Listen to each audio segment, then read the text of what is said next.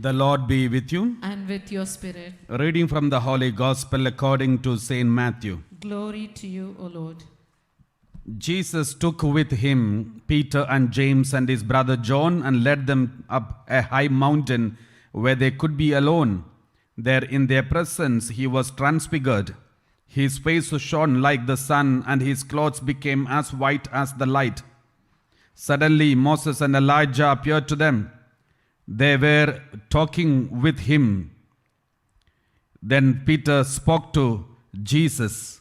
Lord, he said, it is wonderful for us to be here. If you wish, I will make 3 tents here, one for you, one for Moses, and one for Elijah. He was still speaking when suddenly a bright cloud covered them with shadow.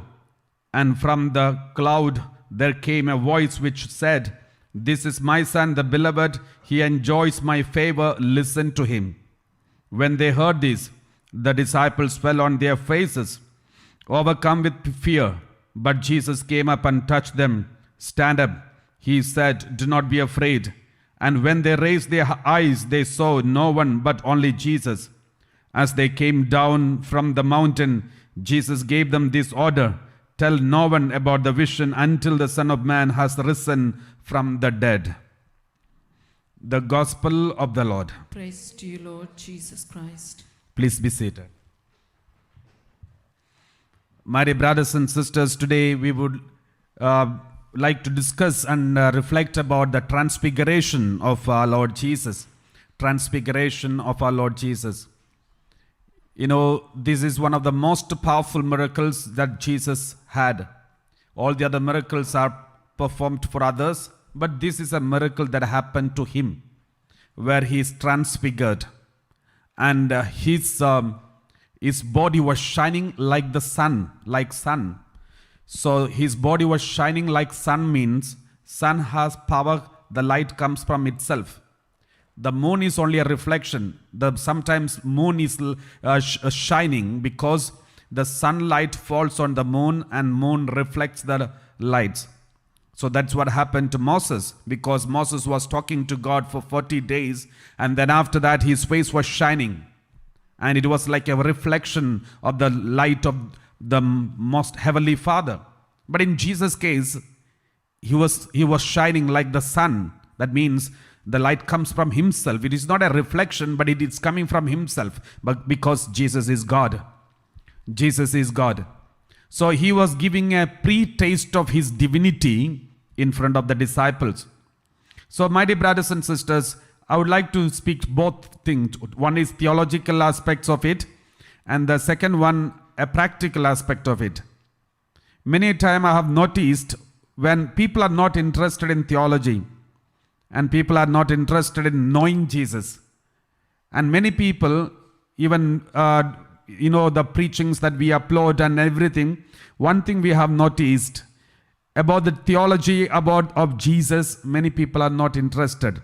Anything about healing, miracles, wonders, and anything that is going to be useful for their life, the people are interested. But my dear brothers and sisters, the truth is this: we all should know Jesus. It is not enough that we search for the information that is connected to us, but we also should search for Jesus. Because every miracle and everything, the changes, confirmation, and the conversion, transformation happens when we know Jesus Christ. I'll give you some passage of the Word of God.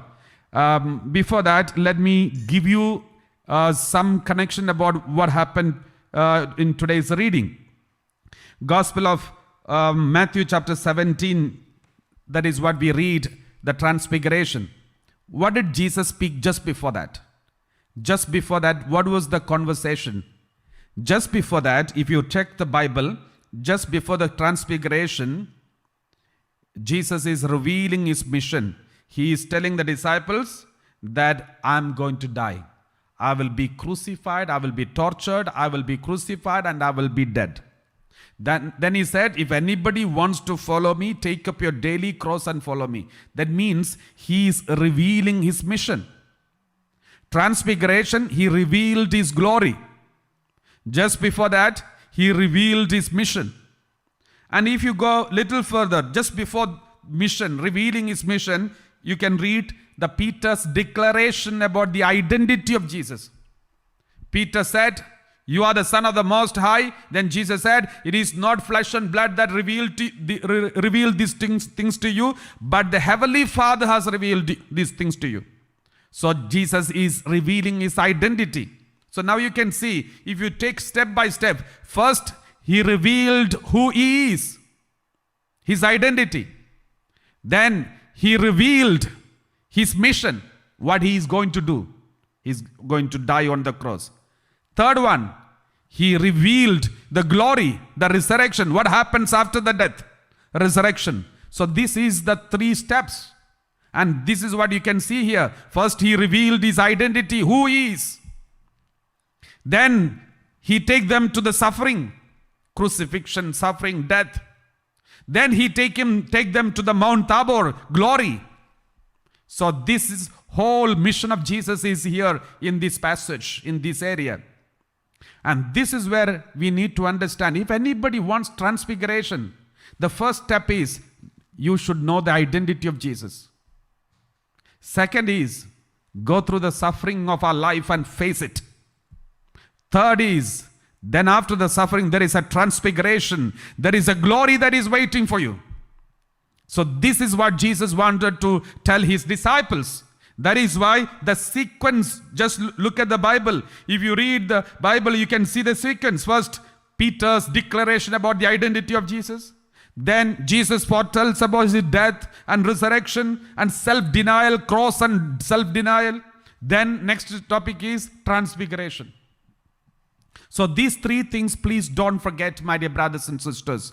That is why I said, there is no meaning in searching for healing for the headache, back pain, neck pain, all the other things. But search for Jesus.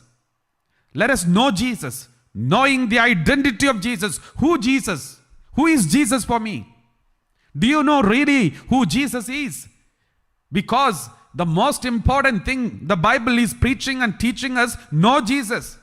In today's world, people are not interested in Jesus, knowing Jesus. They read Bible to get, what am I going to get if I read Bible? If I say from the priest, if we say, if you read Bible, you will get a lot of money, you will get better job, and you will be healed, you will have miracles, then you will read the Bible. But if I say, if you read Bible, you will know Jesus, who is interested? So this is where we need to understand. We need to focus, the real focus should be changed. Our focus should be on Jesus. Let us read some passages. We read like this in the Word of God. The Word of God says, Philippians chapter 3 verse 8. Philippians chapter 3 verse 8. We read like this. Philippians chapter 3 verse 8. Everybody read loudly. More than that, I regard everything as loss. Everything as loss. Because of the surpassing value of knowing Christ Jesus my Lord. Because of the surpassing value of knowing Jesus Christ my Lord. St. Paul says there is a surpassing value of knowing Jesus Christ. My dear brothers and sisters, let me tell you, though I studied in the seminary for 12 years, I studied so many things about Jesus, church and everything. And I was trying my best to know him. I knew little bit. But later, when I started preaching the word of God in the preaching ministry, reading the Bible, reading the books, reading the interpretations, listening to the preaching, attending the retreats, and it helped me a lot.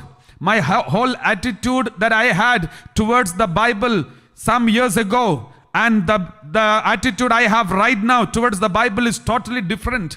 Those days also I believed, now also I believe, but the intensity and quality of the belief is increased because the more I know, the more I come to know the truths of the Bible, the intensity, the gravity, the quality of the belief in Jesus increases so powerfully.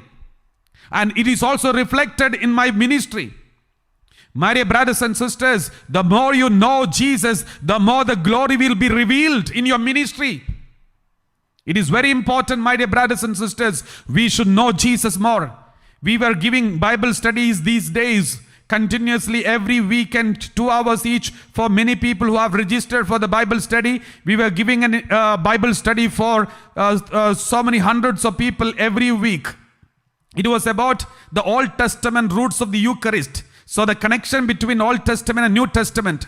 So many people, hundreds of people, they attended this Bible study. At the end of the Bible study, they all wrote and gave us a message and said, Father, my whole attitude towards the Catholic Church, Bible, Jesus is changed. Now, after lockdown, here and there, some people were able to go for Mass. They said, Father, this time when I went for Holy Mass, the way I attended, the way I received the Holy Communion was entirely different. This time I received communion with tears because now I know the meaning of the Holy Eucharist. Now I know the connection with the Old Testament and New Testament. Therefore, I was wonderstruck when I was standing in the Holy Mass. My dear brothers and sisters, if you know the meaning of the Holy Eucharist and receive the Holy Communion, or if you just attend the Holy Mass without knowing the meaning of the Holy Eucharist and receive communion, these are two different levels. Therefore, let us know Jesus first. Let us keep all our healing, miracle, everything aside. Let us focus on Jesus. Let us know who Jesus is. Let us experience Him. Then you will start falling in love with Jesus. And then you will not be worried about your headache. You will not be worried about your back pain. You will not be worried about any pain. And you will use this pain for the glory of God. And it will make you glorified. Praise the Lord. Hallelujah. Let us read Gospel of John chapter 17 verse 3. Gospel of John chapter 17 verse 3. Jesus himself prayed like this. Gospel of John chapter 17 verse 3. And this is eternal life. Jesus said, when he was praying for the disciples, Jesus said, this is eternal life, that they may know you, the only true God, and Jesus Christ, whom you have sent. Let these people know you and me. That is eternal life.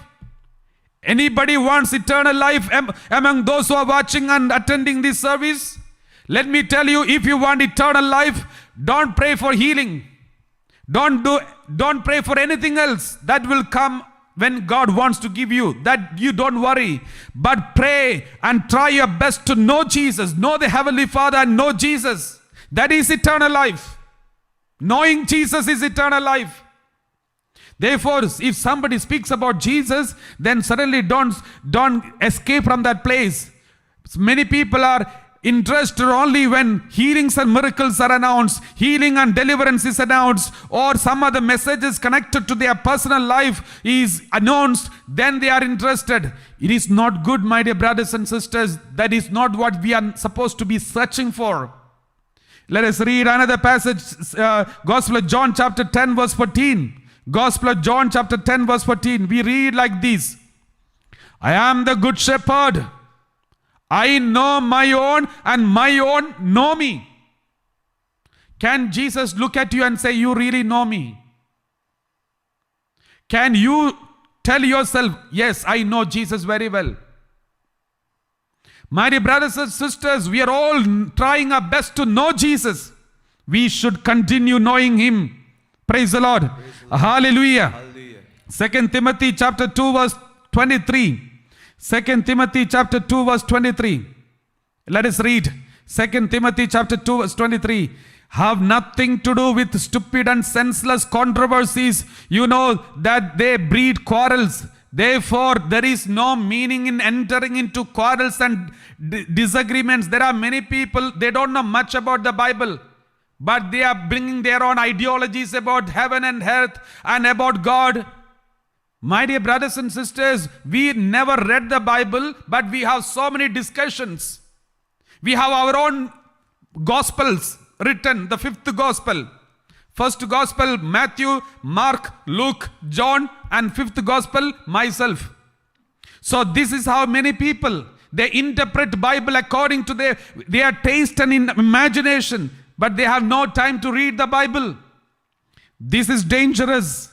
That is why we have so many denominations are created, because each one is interpreting as according to its imagination. Praise the Lord. Let us read this word of God. 1 John chapter 2 verse 3. 1 John chapter 2 verse 3. Let us read 1 John chapter 2 verse 3. Now, by this we may be sure that we know him, if we obey his commandments. Only if you know Jesus, we will obey his commandments. Therefore, my dear brothers and sisters, these three things don't forget. First one, he revealed his identity, who he is. Then he spoke about his mission. He revealed his mission, the crucifixion, suffering, cross. Then he revealed his glory, the transfiguration. Therefore, anybody wants to enjoy transfiguration, first you need to know Jesus Christ and his identity. Second, you should be able to go through the cross, able to carry your daily cross and follow him. Third, then the transfiguration is waiting for you. My dear brothers and sisters, and if you want to know, if you read, let's read the Gospel of Matthew chapter 17 verse 1 onwards. 17 verse 1 onwards. 6 days later, Jesus took with him Peter and James and his brother John and led them up a high mountain by themselves. So Jesus is taking the disciples to the mountain. This is about transfiguration. Before I speak about this, I told you the 3 points. The first one, know Jesus.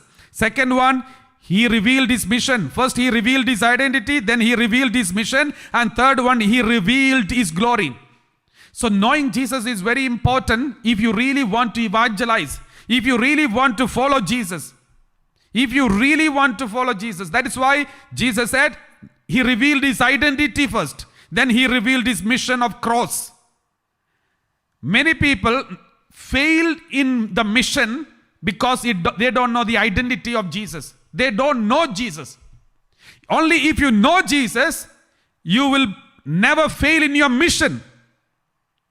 I remember I heard one story or some experience somebody mentioned somewhere. I happened to read it, or I don't know, happened to read or happened to hear. Anyway, the story goes like this. One man, he had his donkey in his home. Sorry, not donkey, a dog in his home. And then one day at midnight, the dog was barking without any reason. First he thought after some time the dog will stop barking. And then after some time, the dog, not only his dog, all the neighbors' dogs started barking. All the neighbors. And after 5-10 minutes, the whole village, all the dogs in the village are barking. Then everyone got up in the village. And they all, one by one, they all went out of the home, because normally the dog's cage is outside the home in India. So they went out of the house and they made notes and told the dogs to keep quiet. And one by one, all the dogs were so obedient, they kept quiet. But this dog is not keeping quiet. And then this man also went out and then shouted at the dog and said, keep quiet. But the dog was not keeping quiet. And then he took one torch and went next to the dog. And then he saw this dog was barking because in front of the cage there was a snake. And the dog was looking at the snake. He saw the snake, therefore he was barking. The other dogs were barking because this dog is barking. And therefore, when they were asked to keep quiet, they immediately kept quiet because they don't see anything. They heard somebody barking, therefore they also barked. But this dog is not stopping barking. He is not stopping because he saw it. He is seeing something. He knows something. He saw something. Therefore, even though the owner of the house, the owner of the dog is shouting at the dog to keep quiet, he is not keeping quiet because he's seen it. He has seen. My dear brothers and sisters, you can see so many evangelists in the whole world. But when there is resistance, when there is problem, they keep quiet. Because they are barking because somebody else is barking, therefore they are barking. They never experienced Jesus. They never knew Jesus. They never experienced Jesus. This is one thing very important. My dear brothers and sisters, That is why the disciples, after the death of Jesus, none of them escaped except Judas Iscariot. All the others faced the trials and tribulations of their life. They carried their daily cross and followed Jesus till the last moment of their death. They died. They were killed. Only John was not killed, but even John was boiled in the oil. He also went through so many tribulations, but he faced everything. My dear brothers and sisters, because the reason is this: they experienced Jesus, they saw it. That is what we read. 2 Peter chapter 1 verse 1 onwards, we read like this. 2 Peter chapter 1 verse 1.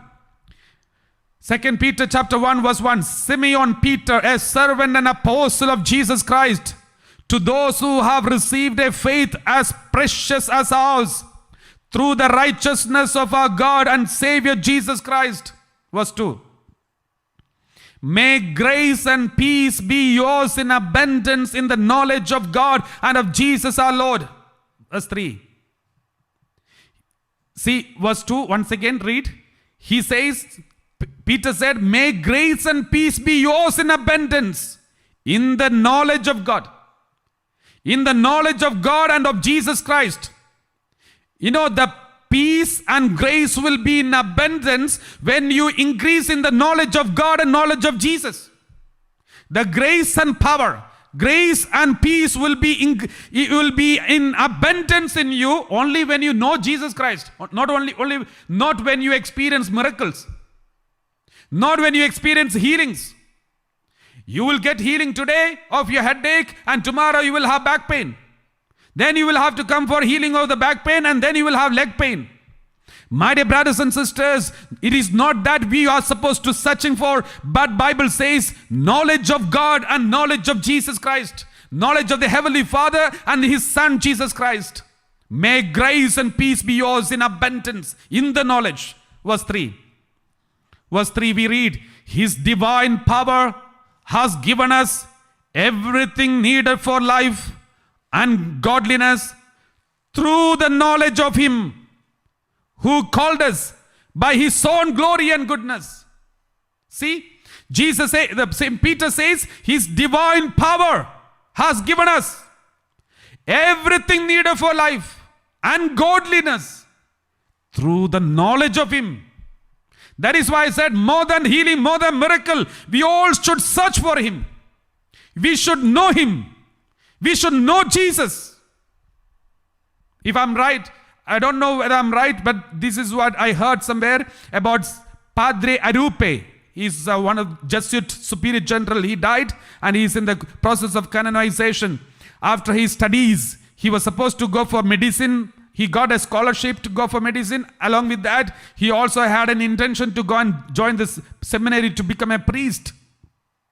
And then, my dear brothers and sisters, when he wanted to discern his vocation, he went and told his spiritual father, Father, what shall I do? I have a scholarship which is a rare scholarship, or should I go for this medicine and go for this scholarship, or should I go for priesthood? Then the spiritual father asked him, what do you want? Then he said, I want to go for priesthood.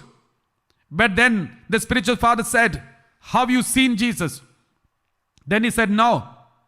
Have you experienced Him? No. Then he said, if you have never seen Him and experienced Him, then how can you become a priest of Him? If you have never seen Him and experienced Him, then how can you become a priest of Him? My dear brothers and sisters, only a priest who lead a faithful life if he has seen Him and experienced Him. Anybody who never seen Him and experienced Him, but he's barking because the others are barking, will stop anytime when there is a tribulation and confusion and tension. My dear brothers and sisters, it's not only about the priest, but also about everyone. There are many people who believe in Jesus and accept Jesus. They are ready to die for Christ. But when there is confusion and crisis and struggles, their faith is kept aside. They retaliate. They keep unforgiveness. They keep hatred. They shout back, react back. Where is their faith? That they keep it aside. Where is their following of Jesus? They keep it aside. They know they don't want to practice it. That means they have not known Jesus. They have not experienced Jesus. Praise the Lord. So His divine power has given us everything needed for life and godliness through the knowledge of Him who called us by His own glory and goodness. Verse 4. Verse 4. Thus He has given us through these things His precious and very great promises, so that through them you may escape from. Next one. For this very reason you must make every effort to support your faith with goodness, and goodness with knowledge. Praise the Lord. Hallelujah. Thank you, Jesus. Let us read. Let us read 1 Corinthians chapter 2 verse 2. 1 Corinthians chapter 2 verse 2. 1 Corinthians chapter 2 verse 2. Everybody read. 1 Corinthians chapter 2 verse 2. For I decided to know nothing among you except Jesus Christ and Him crucified. Saint Paul said, and when I was among you, I did not want to know anything but only about Jesus Christ. My dear brothers and sisters, this was the attitude of the apostles. They only wanted to know Jesus Christ. That's all. They didn't want to know anything else. They were not worried about miracle, wonders, healing, nothing. They only want to know more about Jesus Christ. Therefore, my dear brothers and sisters, I would like to request all of you who are attending this Holy Mass, remember, make sure, search for every opportunity where you can know Jesus. Every opportunity where you can hear about Jesus. Any teaching of Jesus, more than miracles and healings, search for the truth. Search for knowing the truth. Praise the Lord. Hallelujah. So let us read Matthew chapter 17 verse 1 onwards. Matthew chapter 17 verse 1 onwards. Matthew chapter 17 verse 1 onwards. 6 days later, Jesus took with Him Peter and James and his brother John and led them up a high mountain by themselves. 6 days. Why 6 days is mentioned here? 6 days later, that means on the 7th day. 6 days later means on the 7th day. Jesus took 3 people. Who are they? Peter, James and John. What about the others? Why did He take others?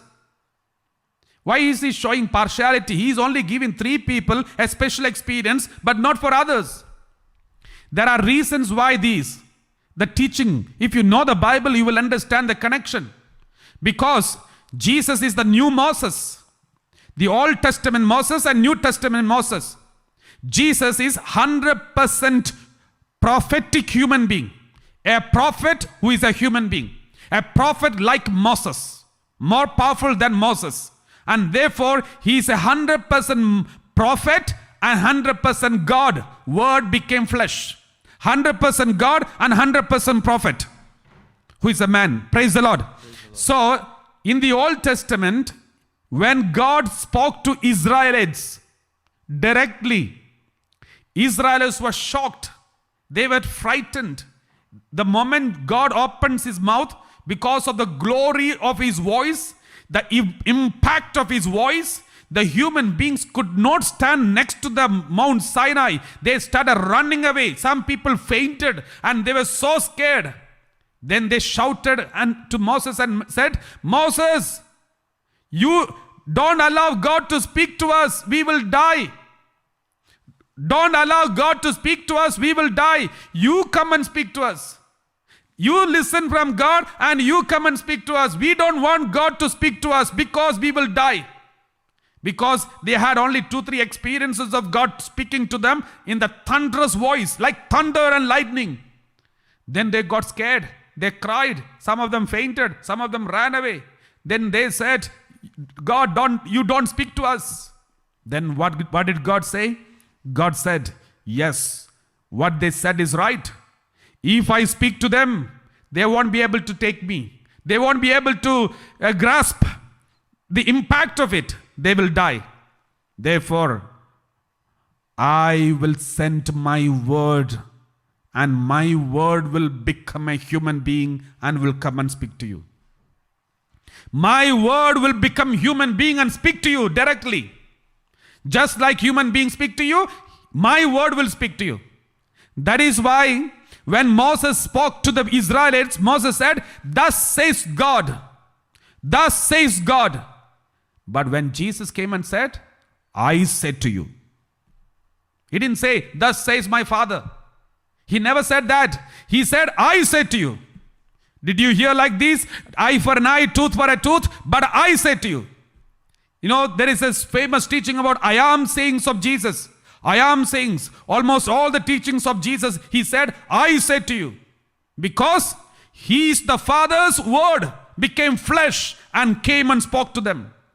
This is the difference between Moses and Jesus. But Jesus is 100% prophet and 100% God. 100% word became flesh. So now let us read the connection here. Why seventh day is important? Why 3 people Jesus took, not 12 of them? Where are the 12? The other 9 of them standing? They are standing far. But these 3 of them is standing next to Jesus. Why this? In order to understand, let us read Exodus chapter 24 verse 1. You know, the transfiguration happened on Mount Tabor. There was a similar experience happen in the Old Testament, that is on Mount Sinai. Mount Sinai, God came and spoke to the human beings. Here on Mount Tabor, God spoke to the disciples. What happened on Mount Sinai? Let us read Exodus chapter 24 verse 1. Exodus chapter 24 verse 1. We read like this. Then God said to Moses, come up to the Lord, you, Aaron, Nadab, and Abihu, 3 people. And then 70 of the elders of Israel, and worship at a distance. So the 70 elders and all the people should keep a distance, but you and 3 people should come closer to me. You and 3 people who are Aaron, the highest priest, high priest, Nadab and Abihu, the supporters, Peter and John and James.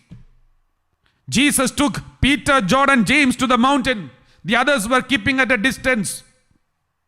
And now, what is the meaning of the 6th day? And on the 7th day, the transfiguration happened. Let us read Exodus chapter 24 verse 15. The same chapter, 24 verse 15. We read, then Moses went up on the mountain, and the cloud covered the mountain. Just like the cloud covered Mount Tabor, the cloud covered the mountain. 16. The glory of the Lord settled on the Mount Sinai, and the cloud covered it for 6 days. 6 days the cloud covered. On the 7th day, God called Moses out of the cloud. Mount Tabor, on the 7th day, God called the Peter, John, James. And the whole mountain was covered by the cloud of glory. Praise the Lord. Praise the Lord. Hallelujah. Thank you, Jesus. Thank you, Jesus. In both mountains, there was glory of the mountain, glory of the cloud. And both places, God spoke to the human beings. Both places, the face of Moses was shining. Here, the whole body of Jesus was shining like the sun. Praise the Lord. Praise the Lord. What does it mean? Through this experience which Jesus was giving to the disciples, Jesus was telling them, my dear disciples, listen very carefully. The truth is this: the same God who appeared to Moses thousands of years ago on Mount Sinai is the one who is standing in front of you. I am who I am. I am the one who spoke to Moses. My Father and me are one. And he said after that, me and my Father are one. He revealed his identity. And he told them, keep this messianic secret within yourself. Don't tell anyone until I am resurrected, because transfiguration and resurrection goes together. Praise the Lord. My dear brothers and sisters, let us read Matthew chapter 17 verse 2. Matthew chapter 17 verse 2. 6 days later, Jesus took with him Peter and James and his brother John and led them up a high mountain by themselves. Next one.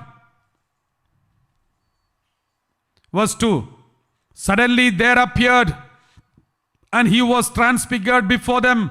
His face shone like the sun, and his clothes became dazzling white. Even the cloth was, the cloth became dazzling white because of the light from inside. Verse 3. Suddenly there appeared to them Moses and Elijah talking with them. Why Moses and Elijah? Moses means the first 5 books are written by Moses. Pentateuch. That means the book of Moses. The rest of the books are written by prophets. That is why about the Old Testament, Jewish people used to call Old Testament not as Old Testament. They used to say Moses and prophets. Moses and prophets. That's why in the parable of Lazarus, rich man and Lazarus, when rich man begged in front of Abraham and said, Abraham, please send Lazarus to preach to my brothers and sisters. Then Abraham said, they have Moses and prophets. Let them read it. They have Moses and prophets means they have Old Testament Bible, Torah. Let them know it. But here, why did Moses and Elijah come? Because Jesus is the completion of Torah. Jesus is the completion of the prophecies written in the book of Moses, and Jesus is the completion of the prophecies written in the book of prophets. Therefore, the highest liberator of the Jewish people, Moses, and the highest prophet, Elijah, appeared in front of Jesus. And they were talking to Jesus about the new Exodus.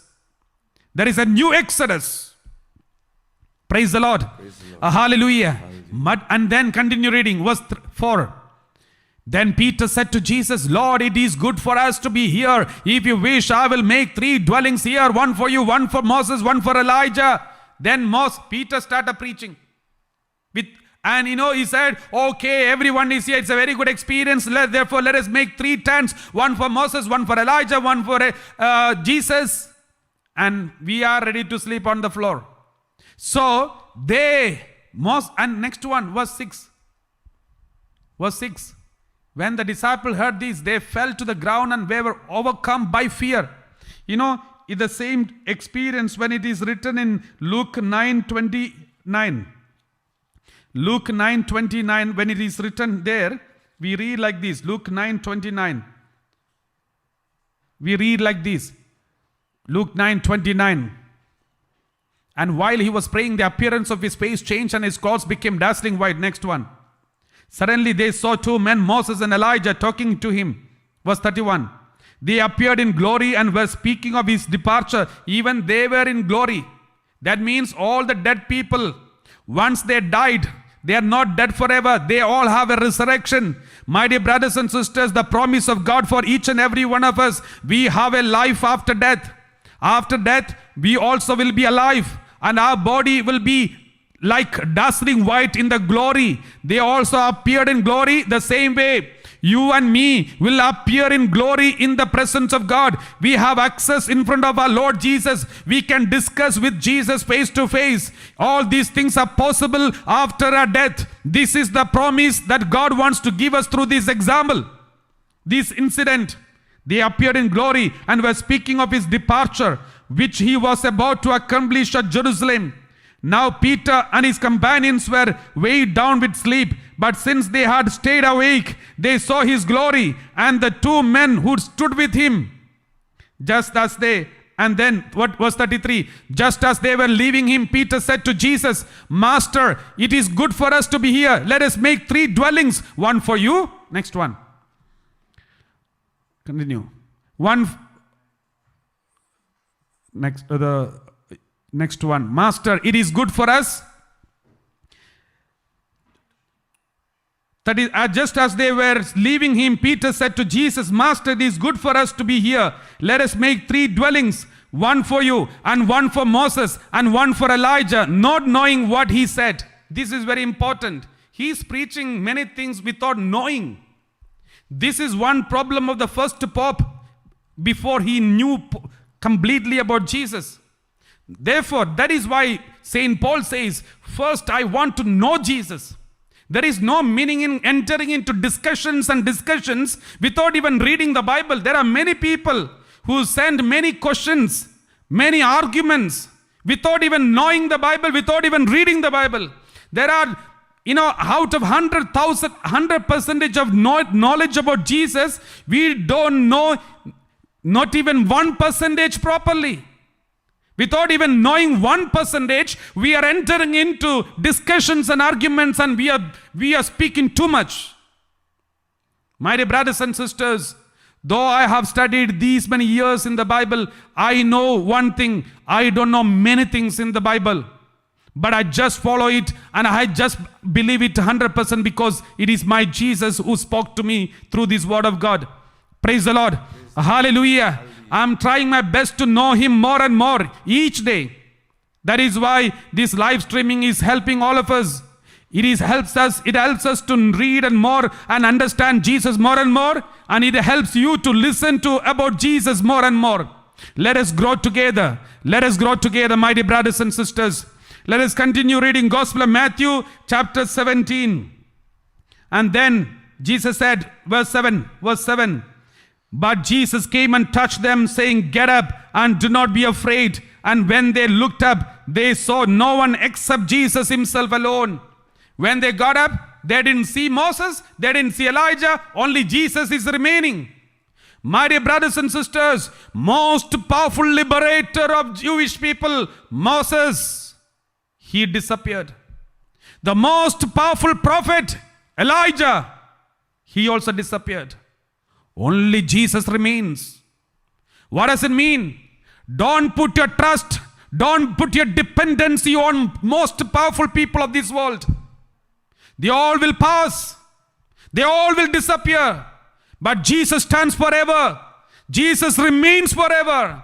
Therefore, put your trust completely, totally in Jesus Christ. You will never be disappointed. You have so many people whom you come across. You may see Father Joseph, Father Anthony, Father George, other fathers. You may find many people, maybe some celebrities, maybe powerful people, maybe strong people, Arnold Schwarzenegger, and all these people whom you meet, and you put your trust and confidence, and you are become a fan of these people. The other day I saw a picture of a photograph of Arnold Schwarzenegger. I don't know how to spell. And he was sleeping in front of a hotel on the road. In protest. There was a huge statue of Arnold, which was unveiled by himself some years ago when he was governor. But now he is ordinary man. And the hotel people did not admit him inside. Therefore, in protest, he lied down publicly on the floor in front of his statue. And he said, when I was in power, they honored me. Now I'm out of power, I'm useless. Therefore, I am sleeping here on the floor. My dear brothers and sisters, this also reveals a truth. Don't put our trust in power and authority. Don't put our trust in fans and all these so-called celebrities. And no powers of this world is useless. These things are useless for you. But only one person will remain forever, even after your death. That is Jesus Christ. My dear brothers and sisters, only one person remains, that is Jesus Christ. Even this world will pass away. Everything in this world will pass away. But Jesus stands forever. That is why Jesus said, I will be with you till the ends of the earth. I will be with you till the ends of the age. This is the promise, my dear brothers and sisters. And then these three disciples, they were so excited on Mount Tabor because they saw the glory of Jesus. Peter said, we will make 3 tents, one for you, one for Moses, one for Elijah. But Jesus said, come, we cannot be always on the glory. We have to come down. My dear brothers and sisters, don't expect glory always in your family life, in your personal life. You have to come down to the realities of your life. You have to come down to the realities of your life. Jesus brought them and said, don't wait here anymore. One day you will enter into the glory permanently. Until then, you should be ready to come down from the glories of mountains, the mountains of glory. Come down. You have to come to the realities of your life. All those who are falling into addiction of alcohol, in order to escape from facing the realities of your life, let me tell you, you have to accept the realities of your life. You have to come down from the mountain of glory. And then he brought them down. And then another day he told John, Peter and James and said, come, let us go for another journey. And he took 3 of them, another journey. That was to Gethsemane. And they were also expecting another glory here. But they waited. They were watching from far what Jesus is going to do. Because on Mount Tabor, he was transfigured when he was praying. But here in Gethsemane, when they were watching him, they saw him crying and shedding tears and he is sweating blood. It was so boring for them. They fell asleep. Because there is nothing spectacular. This is how many people today, they don't want to hear about suffering. They don't want to hear about prayer. They don't want to hear anything about these kinds of painful things. They want to hear about healing, miracle, wonders, and all these things.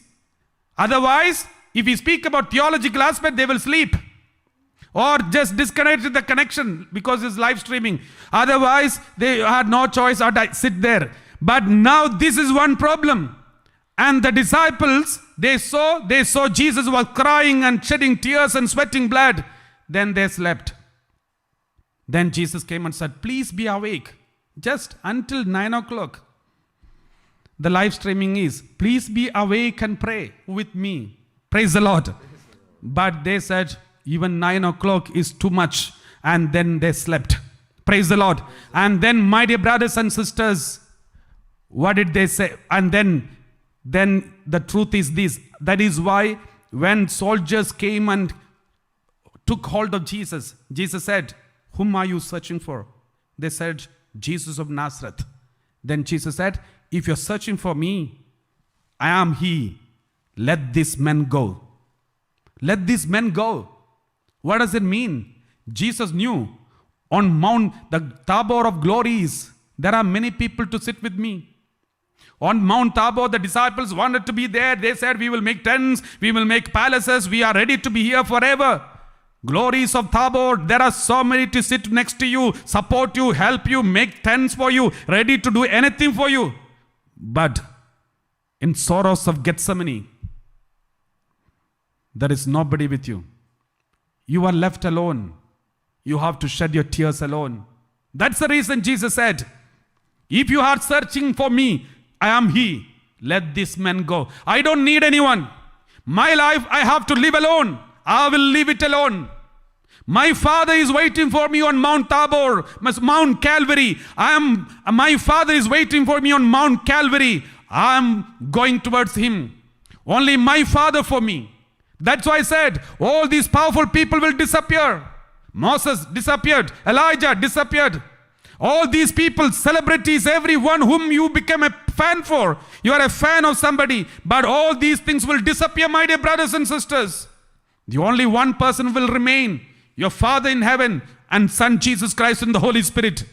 They are waiting for you on Mount Calvary. Let us go. Let us take our daily cross and follow this way of the cross. There is no way. There is only one way. No shortcut way, no easy way, no express way. But only one way. Way of the cross. This is what Jesus taught us.